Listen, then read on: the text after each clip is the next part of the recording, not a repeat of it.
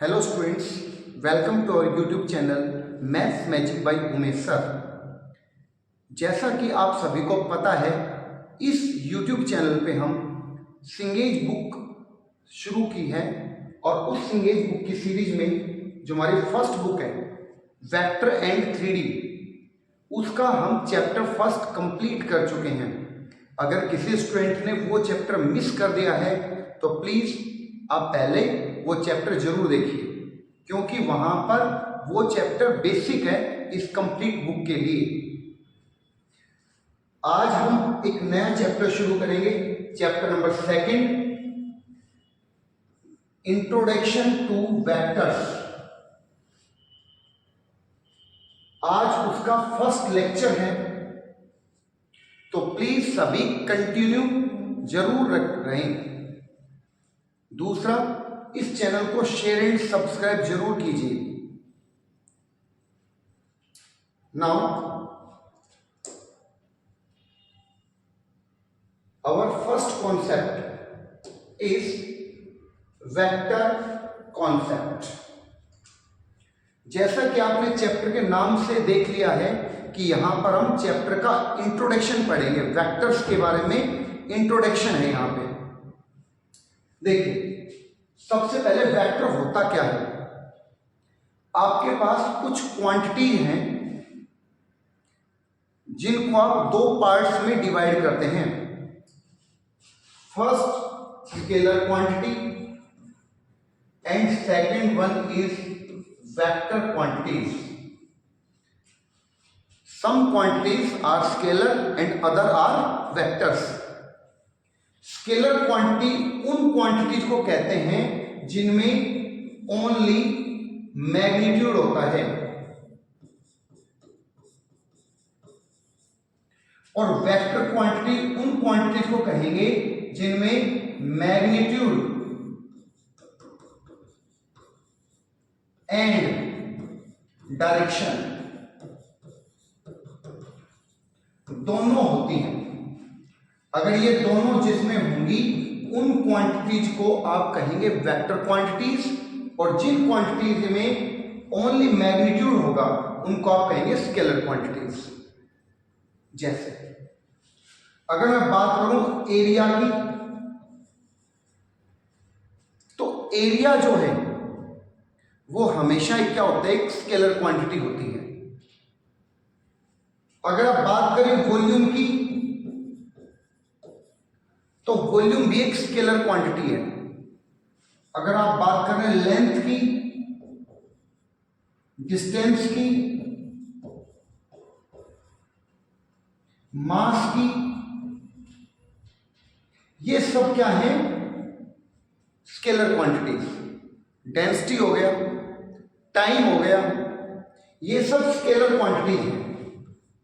तो scalar quantities उन quantities को कहते हैं जिनमें ओनली मैग्नीट्यूड होता है, मतलब उनमें सिर्फ एक वैल्यू को वो असाइन करते हैं, एक वैल्यू को रिप्रेजेंट करते हैं। लेकिन अगर उस वैल्यू के साथ एक डायरेक्शन भी प्रोवाइड कर दी जाए तो उन क्वांटिटीज को वेक्टर की कैटेगरी में लिखा जाता है। For example force. अगर आपने किसी ऑब्जेक्ट पे एक फोर्स अप्लाई किया है तो यहां पर दो चीजें, आपने कितना फोर्स अप्लाई किया वो हो गया मैग्नीट्यूड, एंड किस डायरेक्शन में फोर्स अप्लाई किया वो हो गया यहां पे डायरेक्शन की बात। तो फोर्स में दोनों चीजें हैं, वेक्टर भी है एंड डायरेक्शन भी है, इसलिए फोर्स एक वेक्टर क्वांटिटी हो गई। फोर्स में मैग्नीट्यूड भी है और डायरेक्शन भी है, इसलिए फोर्स को हम एक वेक्टर क्वांटिटी कहते हैं। सिमिलरली डिस्प्लेसमेंट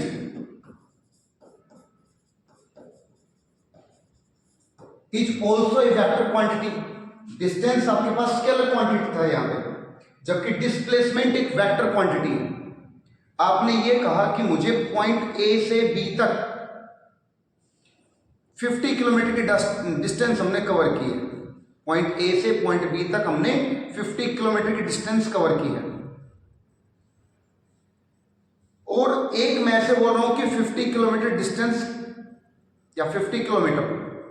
तो अगर आपने सिंपली ये बोला कि 50 किलोमीटर तो आप डिस्टेंस बोल रहे हैं, लेकिन आपने ये कहा है कि ए से बी तक हम 50 किलोमीटर गए हैं, तो आपने डायरेक्शन बता दी कि हम पॉइंट ए से पॉइंट बी की तरफ जा रहे हैं, तो उस केस में वो डिस्प्लेसमेंट हो जाएगा। अगर कोई पर्सन है वो 50 किलोमीटर डिस्टेंस नॉर्थ डायरेक्शन में कवर कर रहे हैं, नॉर्थ डायरेक्शन में, तो आप कहेंगे वो डिस्प्लेसमेंट है वहां पर। आई होप मेरी बातें सभी स्टूडेंट्स को समझ में आ रही हैं। काफी ध्यान से देख लीजिए प्लीज, और अपने नोट्स जरूर बनाइए साथ साथ, क्योंकि यहाँ पे जो आपको क्वालिटी ऑफ एजुकेशन मिल रही है उसका पूरा बेनिफिट तभी होगा जब आप लोग खुद के नोट्स साथ साथ जरूर बनाएंगे और मैक्सिमम क्वेश्चन सोल्व करेंगे। हम इस चैनल पे मैक्सिमम क्वेश्चन सोल्व करवाएंगे भी आपको कॉन्सेप्ट के साथ साथ। फोर्स हो गया, डिस्प्लेसमेंट हो गया, वेलोसिटी, इसमें आप स्पीड लिख सकते हैं यहां पर स्केलर क्वांटिटी में, और वेलोसिटी जो है उसको आप वेक्टर क्वांटिटी में कैटेगराइज्ड करेंगे। ओके, आई होप मेरी बातें यहां तक सभी स्टूडेंट्स को समझ में आ गई है। वेक्टर कॉन्सेप्ट में ही दूसरा पॉइंट हमारा क्या है कि अगर पॉइंट ए से पॉइंट बी तक आपको जाना है तो आप उसको एक डायरेक्शन भी दे दें, तो इसको आप कैसे लिखेंगे, ए बी और उसके ऊपर एक एरो लगाएंगे, तो ये वेक्टर रिप्रेजेंटेशन हो गया इसका। अगर हमें बी से ए तक जाना है, बी से ए तक, तो उसका मतलब होगा कि उसकी जो डायरेक्शन है वो डाउनवर्ड होगी फ्रॉम बी टू ए। अगर वो बी टू ए है तो ए से बी और बी से ए में दोनों में सिर्फ एक पॉइंट का फर्क है और वो है उसकी डायरेक्शन का, जबकि लेंथ दोनों ने सेम कवर की है, डिस्टेंस दोनों ने सेम कवर की है। तो अगर मैं ये बोलना चाहूं क्या ये दोनों इक्वल है, तो इक्वल नहीं है, हाँ इसके आगे माइनस साइन एक्स्ट्रा लगाया जाएगा ताकि दोनों इक्वल हो जाएंगे। दूसरी बात, अगर हमारे पास एक सिंगल लेटर है तो उसके ऊपर एरो लगा के भी हम वेक्टर को रिप्रेजेंट कर सकते हैं। मींस वेक्टर को आप जरूरी नहीं है कि ऐसे ही लिखें, आपको किसी क्वेश्चन में वेक्टर इस फॉर्म में भी लिखा हुआ मिल सकता है, तो इसको हम कहेंगे वेक्टर। ये भी वेक्टर है, यहां पर भी वेक्टर है, और इन दोनों में क्या रिलेशन है, तो वो एक दूसरे की अपोजिट डायरेक्शन है जो नेगेटिव साइन से डिफरेंशिएट हो रहे हैं। आई होप मेरी बातें यहां तक सभी स्टूडेंट्स को समझ में आ रही हैं। अब हम बात करते हैं वेक्टर कॉन्सेप्ट में ही मॉडुलस की, यानी कि मैग्नीट्यूड की, यानी कि स्केलर की। अगर आपके पास कोई ए वेक्टर है और आप उसको स्केलर में लिखना चाहते हैं, उसका स्केलर क्या होगा, तो आप कैसे रिप्रेजेंट कर सकते हैं, ये ए वेक्टर है, आप इसको मोड अप्लाई कर दो या फिर आप सिंपल ए लिख दो। अगर आपने सिंपल ए लिख दिया है तो भी वो किसको रिप्रेजेंट करेगा, तो वो स्केलर को रिप्रेजेंट करेगा, या फिर वेक्टर लगाने के बाद आप उसको मॉडुलस से रिप्रेजेंट कर सकते हैं तो वो भी स्केलर को रिप्रेजेंट करेगा। सिमिलरली अगर आपके पास एक एपी वेक्टर है और आप उसको स्केलर में लिखना चाहते हैं, यानी कि उसका मैग्नीट्यूड निकालना चाहते हैं, तो आप उस पर सिंपली मॉडुलस साइन यूज कीजिए, या आप डायरेक्ट ए बी लिख सकते हैं, ये है स्केलर। तो आपको आई होप समझ में आ गया वेक्टर एंड स्केलर में क्या डिफरेंस है, वेक्टर किन क्वांटिटीज को बोलते हैं, स्केलर किन क्वांटिटीज को बोलते हैं। नेक्स्ट अगर बात करते हैं पोजीशन वेक्टर की, तो व्हाट इज पोजीशन वेक्टर। जैसे कि आपको नाम से ही पता लग रहा है कि कोई एक ऐसा वेक्टर जो किसी पॉइंट की पोजीशन को बताता है। For example, if this is X axis, Y axis and the point of intersection is origin. Now take any point P in xy plane, let its coordinate may be x, y, a, b, whatever may be, but if I want to join point O to P, अगर मैं point O को P से join करता हूं कुछ ऐसे, और उसको एक डायरेक्शन देता हूं from O to given point, then what is OP? OP is position vector of point P. What is OP vector?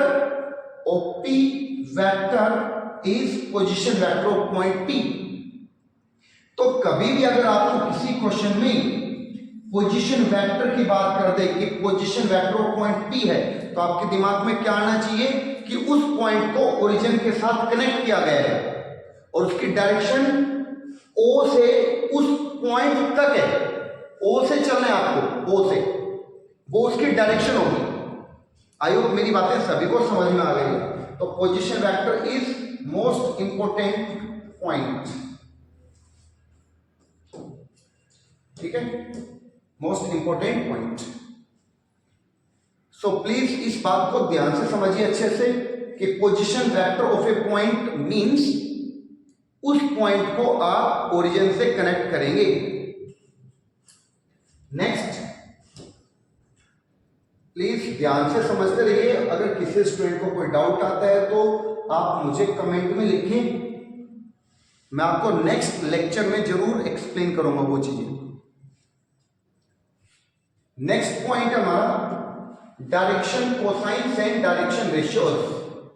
हमने डायरेक्शन कोसाइंस के बारे में भी पढ़ा है और डायरेक्शन रेशियोज के बारे में भी पढ़ा है। एक बार मैं रिवाइज करवाता हूं, दोबारा से देखिए। अगर OP एक वेक्टर है, आपको दिख रहा है यहां पर, उसने एरो लगा रखी है यहां पे, ठीक है, जो ये रेड कलर से मैं जिसको रिप्रेजेंट कर रहा हूं, ये एक वेक्टर है यहां पर OP, this is position vector. और इसी के पैरेलली हमने एक क्यूबॉइड कंस्ट्रक्ट किया है, इसी को कंसीडर करते हुए।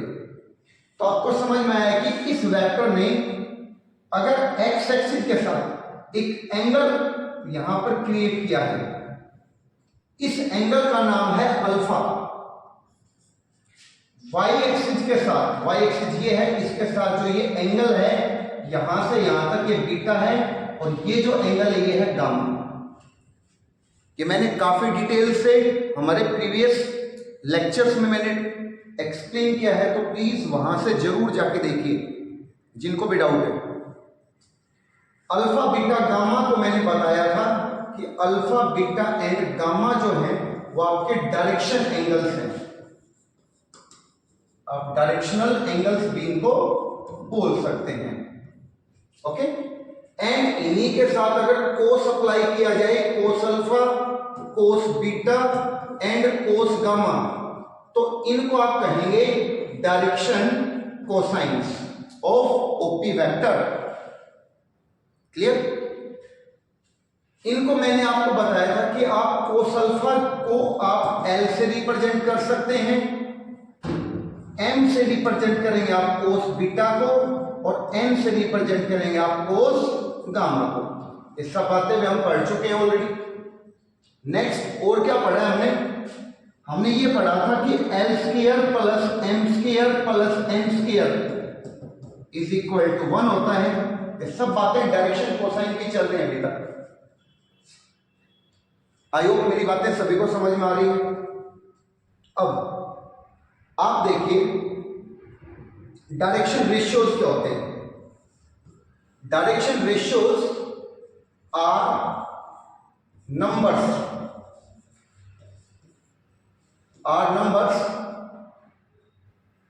which are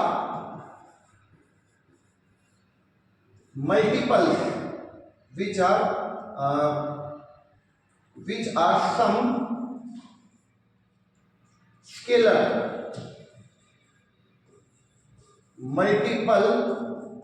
multiples of direction cosines।